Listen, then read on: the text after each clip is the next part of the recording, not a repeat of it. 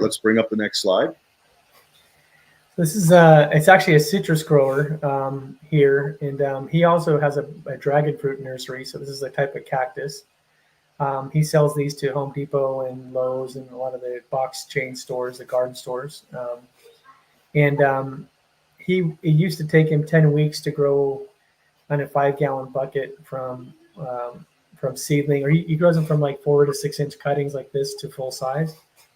And he said that we basically cut his growth time in half. So we showed a picture at 5 weeks, what they look like with treated and untreated. And you can see, obviously, it's not just the size, obviously, but you can see it's a deeper green. It's much healthier looking, much stronger. Dragon fruit tends to be kind of spindly. It doesn't tend to get real wide and thick like that.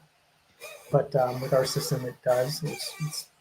It's a good indication. So yeah, that's a happy friggin' plant. Yeah, that's impressive.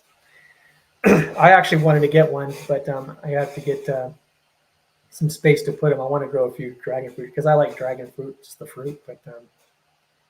But yeah, and he turned us on to his supplier here in Florida, and now she's using it and getting great results on her farm too.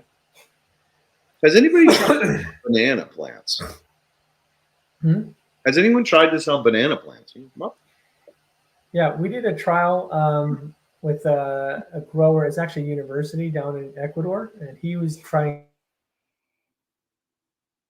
on banana seedlings, and he was saying that they were getting much faster growth rate and much better quality. And right now we're running some trials with a couple of banana growers down south in South America and also in Africa. In Kenya, they have a grower that's using it right now. So we're waiting for his results to see that. There's a lot of disease pressure in those, in some of the more common varietals that we consume. So I wonder if Sigatoka is probably the worst one. They're having it's becoming like a pandemic for the bananas, especially the Cavendish, the standard ones you see in the store.